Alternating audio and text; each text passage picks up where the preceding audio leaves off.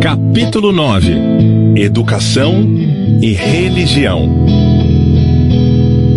Isso é uma coisa profunda, Sua Majestade. Vamos voltar à discussão de assuntos mais leves e mais concretos, e que provavelmente vão interessar a maioria das pessoas.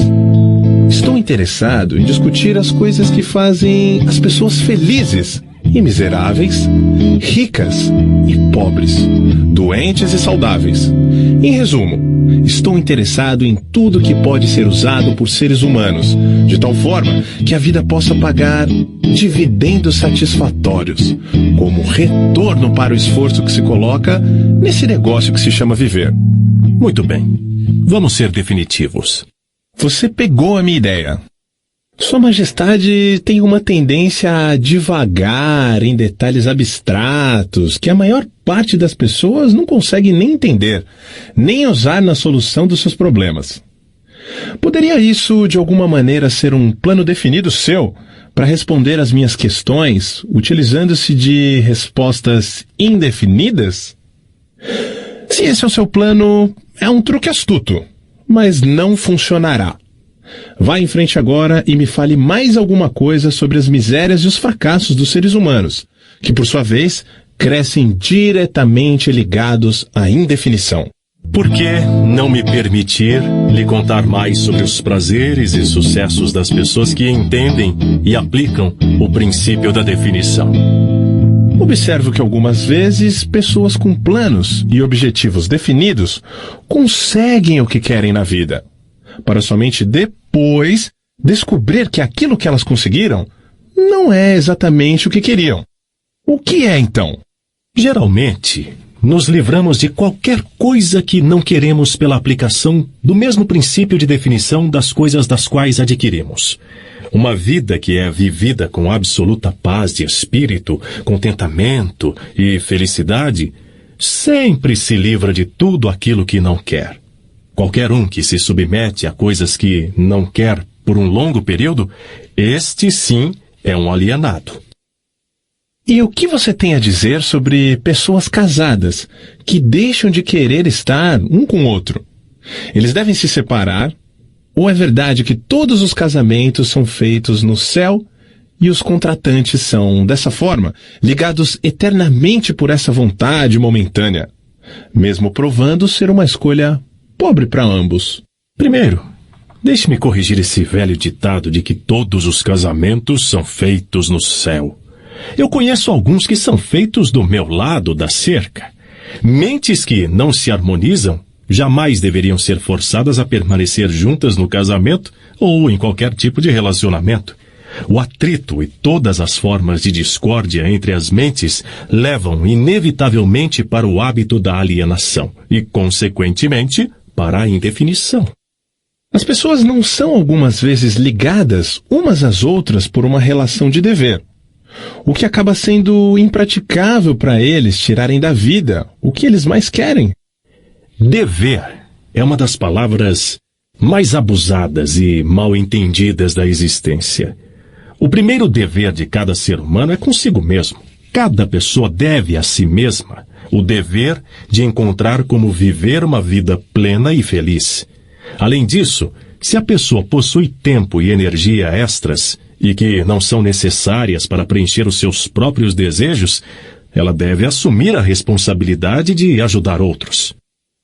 Isso não é uma atitude egoísta. E egoísmo não é uma das principais causas do fracasso em se achar a felicidade? Mantenho exatamente a mesma frase que lhe disse antes, de que não existe maior dever do que aquele que devemos a nós mesmos. Uma criança não deve algo, no sentido de dever, aos seus pais que lhe deram a vida e o sustento durante os seus períodos de necessidade? De forma alguma. É exatamente o oposto. Os pais devem às suas crianças tudo o que eles podem dar a elas na forma de conhecimento. Além desse ponto, os pais normalmente mimam em vez de ajudar as suas crianças. Tudo isso por um falso senso de dever que os faz satisfazer as suas crianças em vez de forçá-las a procurar e ganhar o conhecimento. Entendo o que você quer dizer. A sua teoria é de que o excesso de ajuda para os jovens os encoraja a se alienarem e se tornarem indefinidos em todas as coisas. Você, Majestade, acredita que a necessidade é um professor de grande sagacidade, que a derrota carrega consigo uma virtude equivalente, e que presentes que não são merecidos, sejam de que naturezas forem, podem tornar-se uma maldição, em vez de uma bênção. Isso está correto? Você conseguiu colocar a minha filosofia de forma perfeita. A minha crença não é teoria, é um fato. Então, você não advoga a oração como um meio de alcançar fins desejáveis? Pelo contrário, advogo que a oração é poderosa, mas não o tipo de oração que consiste em palavras vazias, sem sentido e suplicantes. O tipo de oração contra a qual não tenho nenhuma força é a oração com um propósito definido. Eu nunca pensei na definição de propósito como sendo uma oração. Como ela pode ser? A definição é, em efeito, a única forma de oração em que alguém pode realmente basear-se. Ela, na verdade, posiciona a pessoa de forma que use o ritmo hipnótico para alcançar fins definidos, apropriando-se da grande fonte universal de inteligência infinita. Essa apropriação, no caso de você estar interessado, ocorre através da definição de propósito, persistentemente perseguida. Por que a maioria das orações falham? Elas não falham. Todas as orações trazem aquilo pelo qual se reza. Mas, se você disse que a definição de propósito é o único tipo de oração em que alguém pode se basear, agora você diz que todas as orações trazem resultado? O que você quer dizer? Não há nada inconsistente com isso. A maioria das pessoas que reza recorre à oração somente após tudo ou mais ter falhado. Naturalmente, elas começam as suas orações com suas mentes cheias de medo de que as suas orações não serão atendidas. Bem, os medos, então, são realizados. A pessoa que começa uma oração com um propósito definido e fé inabalável de que vai alcançar o seu objetivo, coloca em ação as leis da natureza que transmutam os desejos dominantes de uma pessoa no seu equivalente físico. Isso é tudo o que se pode dizer sobre uma oração. Uma forma de oração negativa traz somente resultados negativos. A outra forma é positiva e traz resultados definidos e positivos. Poderia algo ser mais simples do que isso?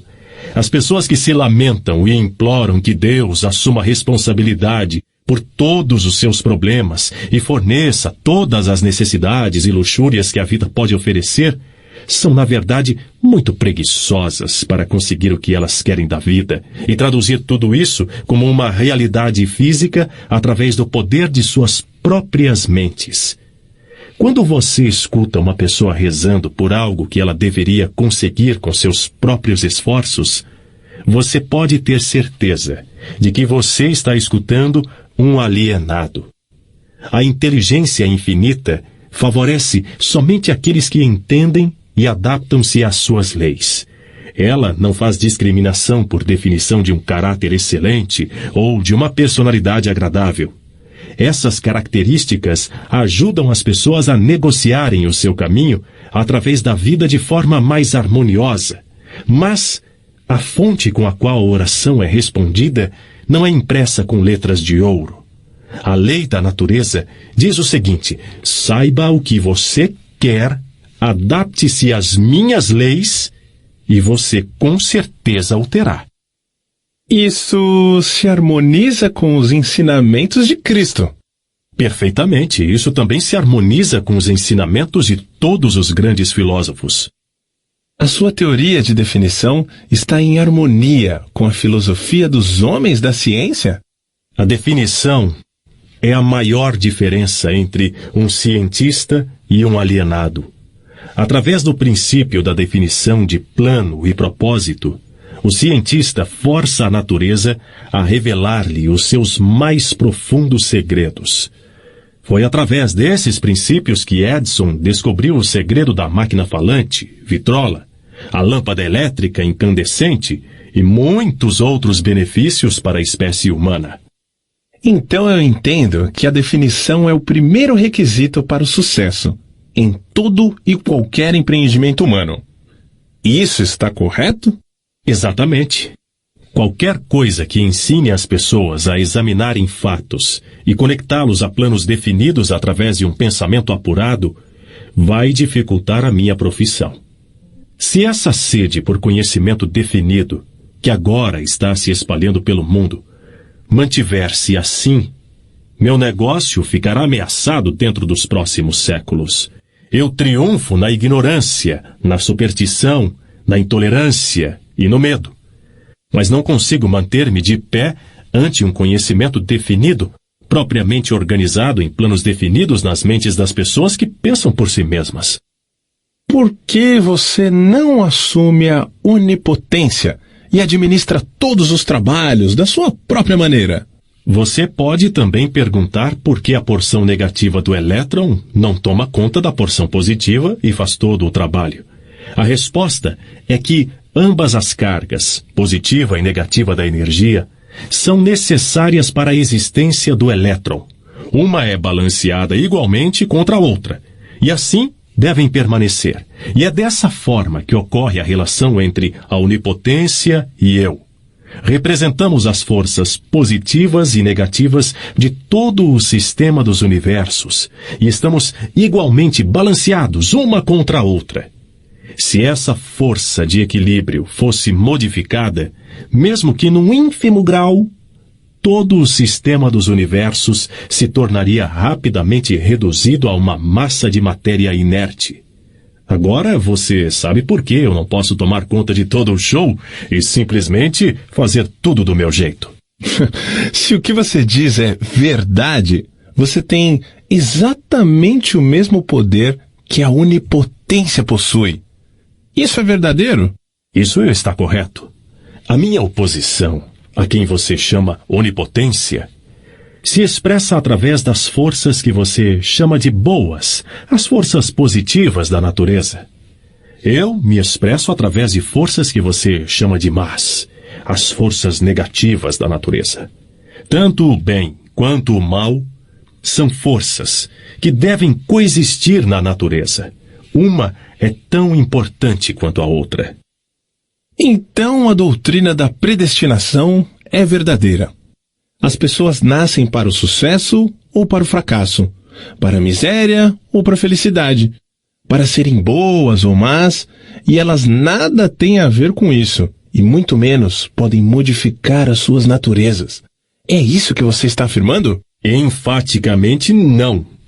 Cada ser humano possui uma ampla gama de escolhas, tanto para os seus pensamentos quanto para as suas ações. Cada ser humano pode usar o seu cérebro para a recepção e para a expressão de pensamentos positivos, ou pode usá-lo para expressar pensamentos negativos. A sua escolha nesse assunto tão importante molda toda a sua vida. Pelo que você disse, pude perceber que os seres humanos possuem mais liberdade de expressão do que você ou a sua oposição. Isso está correto? Sim, isso está correto. Tanto eu quanto a onipotência somos limitados por leis imutáveis da natureza.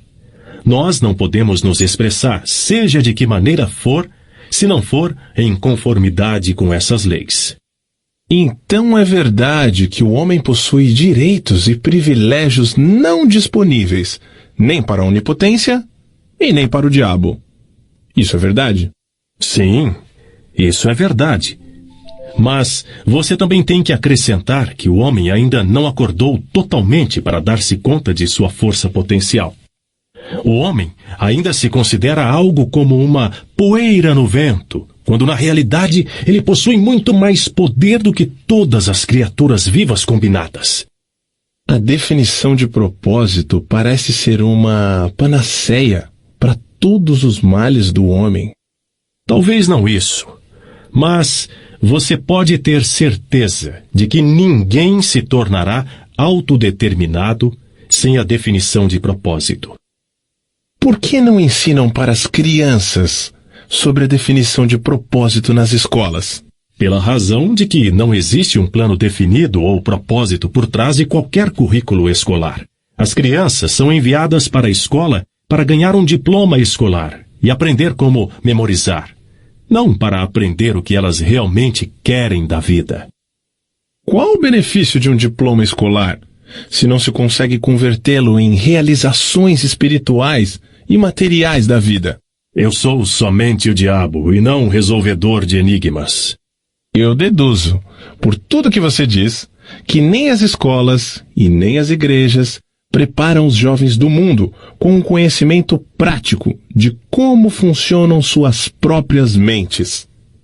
Existe alguma coisa de maior importância para um ser humano do que o entendimento das forças e circunstâncias que influenciam a sua própria mente? A única coisa de valor duradouro para qualquer ser humano é o conhecimento de como opera a sua própria mente. As igrejas não permitem que uma pessoa investigue e adentre para conhecer as potencialidades de sua própria mente. E as escolas tampouco reconhecem tais potencialidades. Você não está pegando um pouco pesado com as escolas e com as igrejas? Não. Estou apenas as descrevendo como elas são, sem tendências ou preconceitos. As escolas e as igrejas não são seus piores inimigos? Os seus líderes podem pensar que são, mas eu só me impressiono com fatos. A verdade é esta. Se é que você quer saber, as igrejas são meus aliados mais úteis e as escolas estão logo atrás. E de que forma específica, ou em termos gerais, você faz essa afirmação? Da seguinte forma: tanto as igrejas quanto as escolas me ajudam a converter as pessoas para o hábito da alienação. Você consegue perceber que os indícios que você está levantando são substanciais, a ponto de macular a imagem de duas instituições que foram da maior importância e responsáveis pela civilização da forma como se conhece hoje? Se eu me dou conta, minha nossa, eu me regozijo com isso. Se as escolas e as igrejas tivessem ensinado as pessoas a pensarem por si mesmas, onde eu estaria agora? Essa confissão sua desiludirá milhões de pessoas, cuja única esperança de salvação está nas igrejas. Isso não é algo cruel para fazer com elas? Não seria muito melhor para a maioria das pessoas viver na ignorância desse fato, de que saber a verdade sobre você? O que você quer dizer com o termo salvação? Do que, na verdade, as pessoas estão sendo salvas? A única forma de salvação duradoura que realmente é válida para qualquer ser humano é aquela que vem do reconhecimento do poder de sua própria mente. Ignorância e medo são os únicos inimigos dos quais os homens necessitam salvação. Você parece não considerar nada como sagrado. Você está errado. Mantenho como sagrada a única coisa que eu considero meu mestre, a única coisa da qual tenho medo. E o que é isso que você teme? O poder do pensamento independente, amparado pela definição de propósito. Então você não possui muitas pessoas para temer. Somente 2 de cada 100, para ser mais exato. As outras todas eu controlo. Vamos dar um tempo para as igrejas e voltar para as escolas. A sua confissão mostrou claramente que você prospera e se perpetua de uma geração para outra utilizando o truque de tomar conta das mentes das crianças, antes que elas tenham a chance de usar os seus próprios intelectos. Desejo saber o que está errado com o sistema escolar, que permite que o diabo controle tantas pessoas. Desejo saber também o que pode ser feito para estabelecer um sistema de ensino que garantirá a oportunidade de aprendizado para todas as crianças. Primeiro, de que elas possuem mentes.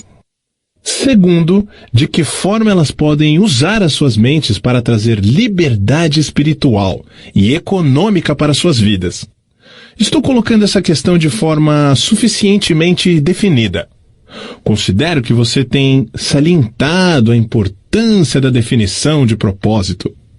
Estou aqui para alertá-lo de que a sua resposta para minha questão deve ser definida.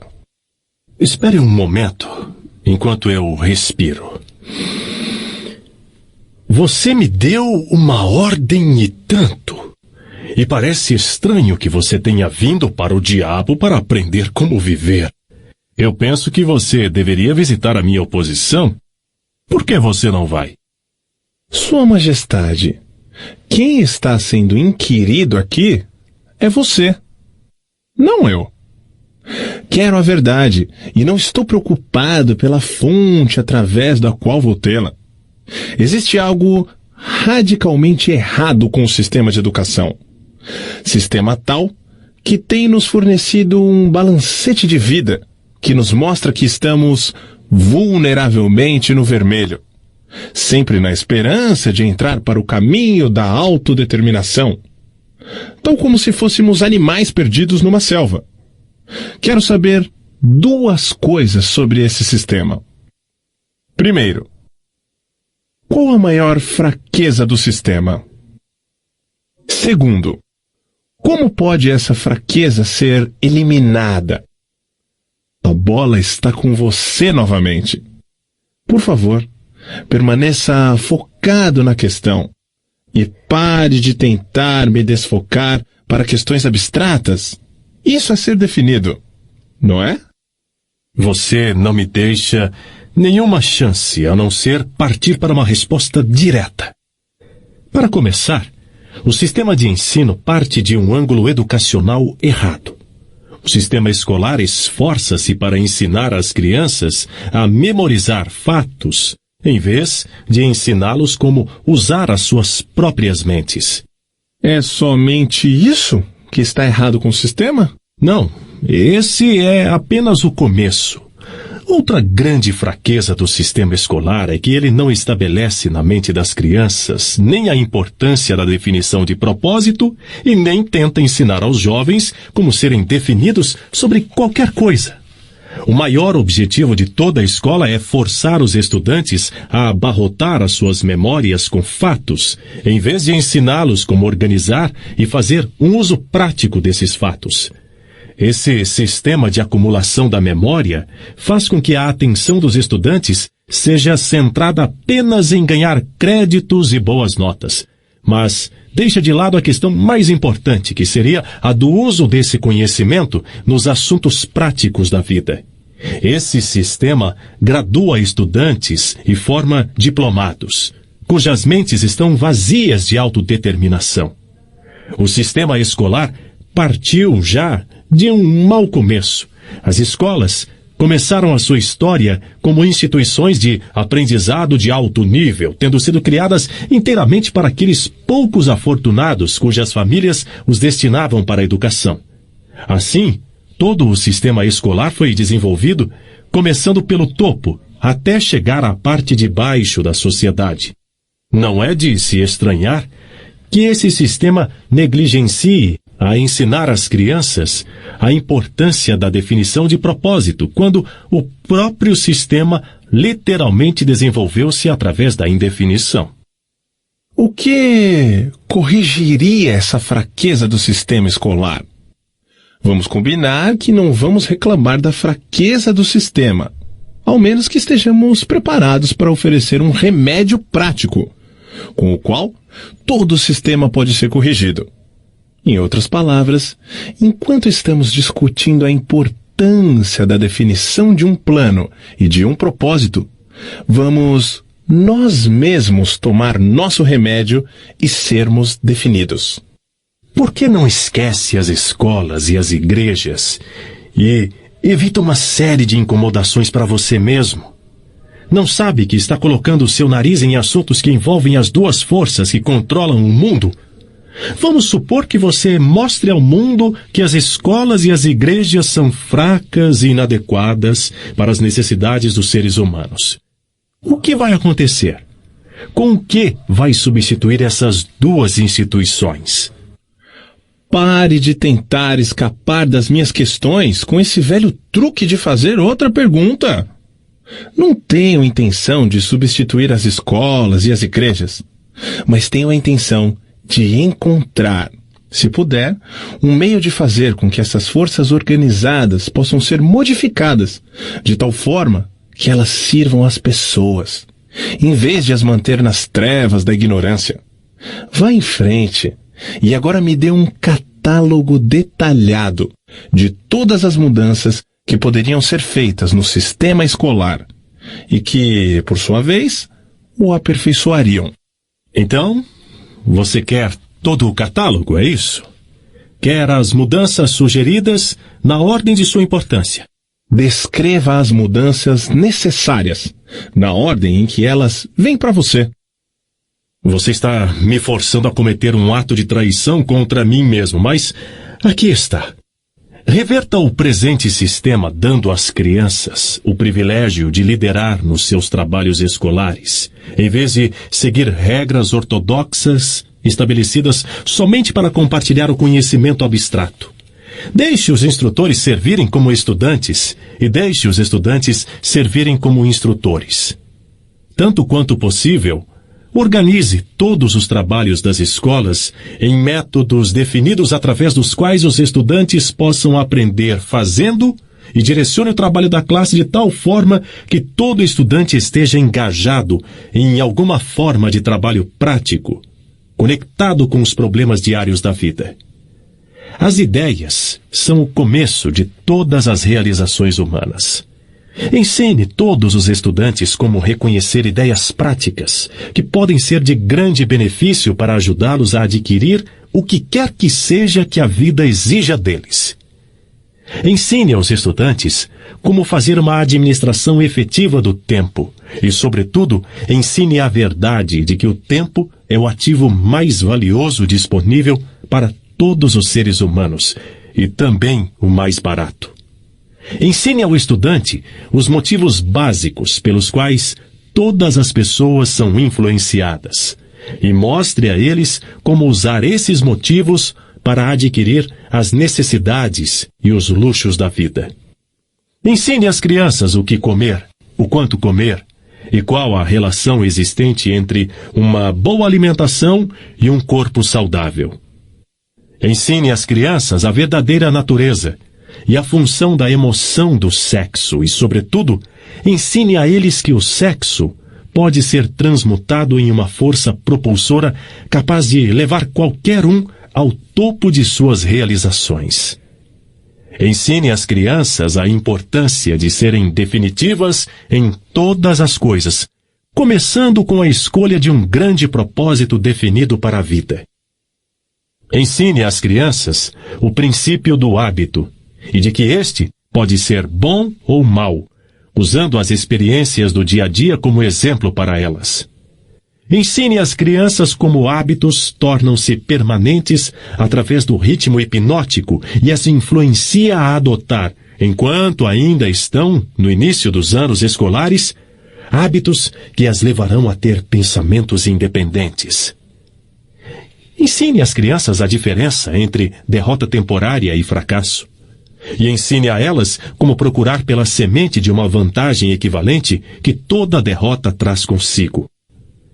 Ensine às crianças a importância de expressarem seus próprios pensamentos sem medo e ensine-as a aceitar ou rejeitar, por sua própria vontade, todas as ideias dos outros, reservando para si mesmas, sempre, o privilégio de as submeterem ao seu próprio julgamento. Ensine as crianças a tomarem decisões prontamente e a mudá-las, mesmo que sejam todas, vagarosamente e com relutância, e nunca sem uma razão definida.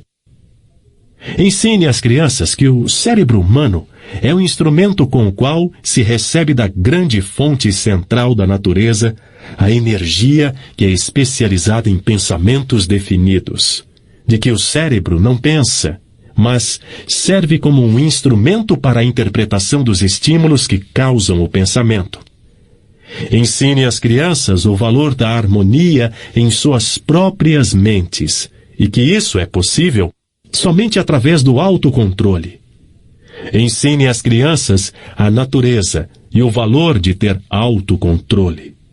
Ensine às crianças que existe uma lei de retornos crescentes que pode e deve ser colocada em operação como um hábito, mostrando que se deve sempre prestar mais e melhores serviços do que é esperado delas.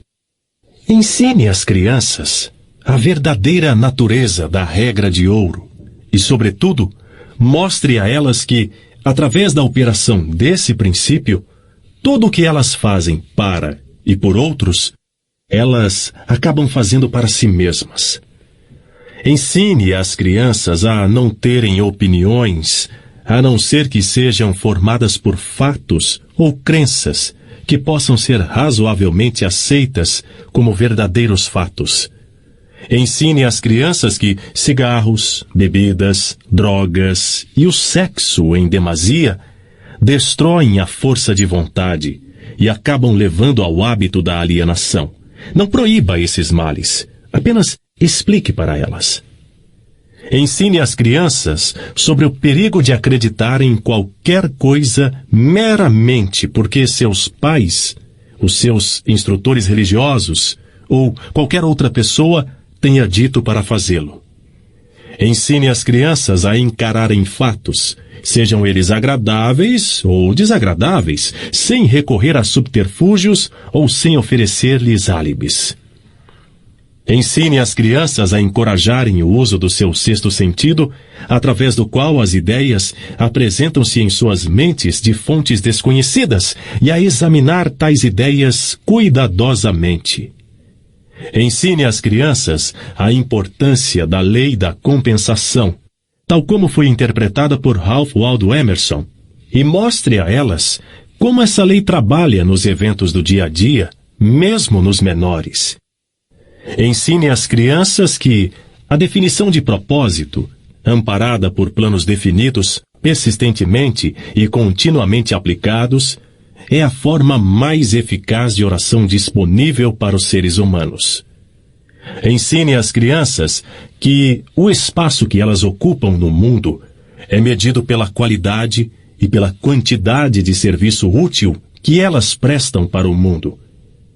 Ensine às crianças que não existe nenhum problema que não tenha uma solução apropriada e que a solução, na maior parte das vezes, pode ser encontrada nas circunstâncias que criaram o problema.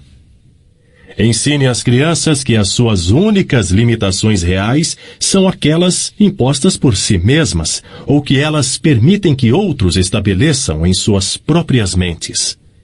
Ensine a elas que tudo que um homem pode conceber e acreditar, ele pode alcançar. Ensine às crianças que todas as escolas e todos os livros e textos são elementos essenciais que podem ser úteis no desenvolvimento de suas mentes, mas que a única escola de real valor é a grande universidade da vida, onde se tem o privilégio de aprender pela experiência. Ensine as crianças a serem verdadeiras consigo mesmas em todos os momentos e, considerando-se que elas não podem satisfazer a todos, elas devem ter sempre em mente que precisam satisfazer-se a si mesmas. Essa é uma lista imponente, mas me parece óbvio pelo fato de que ela ignora praticamente todas as matérias que agora são ensinadas nas escolas. Era essa a intenção?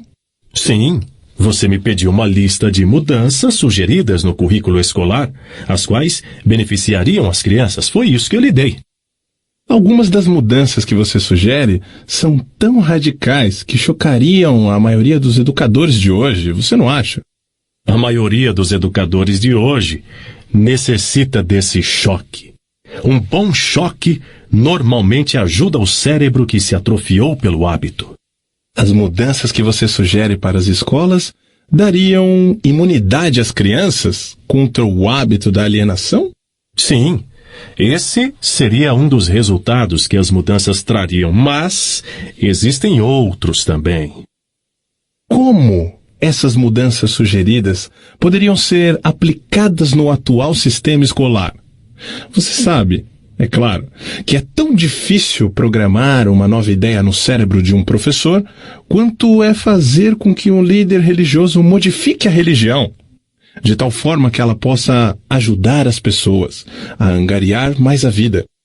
A maneira mais certa e mais rápida para forçar a aplicação dessas ideias práticas no sistema escolar é, primeiro, introduzi-las através de escolas privadas e estabelecer uma exigência para o uso nas escolas públicas, de tal forma que os administradores dessas escolas sintam-se compelidos a empregá-las. E deveriam ser feitas outras mudanças no sistema das escolas? Sim, muitas. Entre outras mudanças necessárias em todos os programas escolares, está o acréscimo de um curso completo de treinamento de psicologia de negociação entre as pessoas. Todas as crianças deveriam ser ensinadas na arte da venda e da persuasão, aprendendo meios de diminuir o atrito nas relações humanas através da vida. Toda a escola deveria ensinar os princípios de realização individual através dos quais se pode obter uma posição de independência financeira. As classes deveriam ser abolidas também. Elas deveriam ser substituídas pela mesa redonda ou pelo sistema de conferência, tais quais os homens de negócios empregam. Todos os estudantes deveriam receber instruções individuais e serem guiados em conexão com matérias que não podem ser ensinadas apropriadamente em grupos. Toda a escola deveria ter um grupo auxiliar de instrutores, consistindo de homens de negócios, cientistas, artistas, engenheiros, jornalistas. Cada qual compartilharia com todos os estudantes um conhecimento prático da sua própria profissão, negócio ou ocupação. Essa instrução deveria ser conduzida através do sistema de conferência, a fim de economizar o tempo dos instrutores. O que você sugeriu é, com efeito, um sistema auxiliar de instrução, que daria a todas as crianças que frequentam as escolas um conhecimento dos assuntos práticos da vida, direto da fonte original. Seria essa a ideia? Você colocou corretamente. Vamos esquecer um pouco o sistema escolar por agora e vamos voltar para as igrejas por um momento. Toda a minha vida, ouvi clérigos pregando contra o pecado e advertindo pecadores a ficarem atentos e a se arrependerem, pois essa seria a única maneira de serem salvos. Mas nunca ouvi nenhum deles me dizer o que realmente é o pecado. Você me daria alguma luz nessa questão? Pecado é qualquer coisa que alguém faça ou pense e que cause infelicidade para si mesmo ou para os outros. Seres humanos que estão em ótimas condições físicas e em perfeita saúde espiritual deveriam estar em paz consigo mesmos e sempre felizes. Qualquer forma de miséria mental ou física indica a presença do pecado. Nomeie algumas das formas comuns de pecado. Comer em excesso é uma forma de pecado, porque leva à perda da saúde e à miséria. O excesso de sexo é um pecado, porque quebra a força de vontade da pessoa e a leva para o hábito da alienação. Permitir que a mente seja dominada por pensamentos negativos de inveja, ganância, medo, ódio, intolerância, vaidade, autopiedade ou desencorajamento é uma forma de pecado, porque esses estados mentais levam para o hábito da alienação. Enganar, mentir e roubar também são pecados, porque esses hábitos destroem o autorrespeito, submetem a consciência e levam à infelicidade. É um pecado também permanecer nas trevas da ignorância, porque a falta de conhecimento leva à pobreza e à perda da autoconfiança. É um pecado aceitar da vida qualquer coisa que não se queira, porque isso indica uma forma imperdoável de negligenciar o uso da mente. É um pecado alienar-se através da vida, sem um objetivo definido, plano ou propósito? Sim, porque esse hábito leva à pobreza e destrói o privilégio da autodeterminação. Ele também priva uma pessoa do privilégio de usar a sua própria mente como um meio de contato com a inteligência infinita. Você é o inspirador-chefe do pecado? Sim, o meu negócio, como eu já disse, é ganhar o controle das mentes das pessoas de todos os meios possíveis. Você consegue controlar a mente de uma pessoa que não comete pecados? Não consigo, porque essa pessoa nunca permite que sua mente seja dominada por qualquer forma de pensamento negativo. Não consigo entrar na mente de quem não peca, muito menos controlá-la. Quais são as formas mais comuns e mais destrutivas de todos os pecados? Medo e ignorância. E você não tem mais nada para acrescentar à lista? Nada mais a acrescentar. O que é a fé? É um estado da mente onde se reconhece e se utiliza o poder do pensamento positivo como um meio pelo qual se contata e se chega à fonte central da inteligência universal. Em outras palavras, a fé é a ausência de todas as formas de pensamento negativo. Seria essa a ideia? Sim, essa é outra forma de descrevê-la. Um alienado possui capacidade de usar a fé? Ele pode ter a capacidade de usar, mas não utiliza. Todo mundo tem a força potencial para limpar a sua mente de todos os pensamentos negativos e, dessa forma, utilizar-se do poder da fé. Colocando de outra forma, a fé é a definição de propósito amparada pela crença, na obtenção do objetivo desse propósito. Isso está correto? Essa é a ideia, exatamente.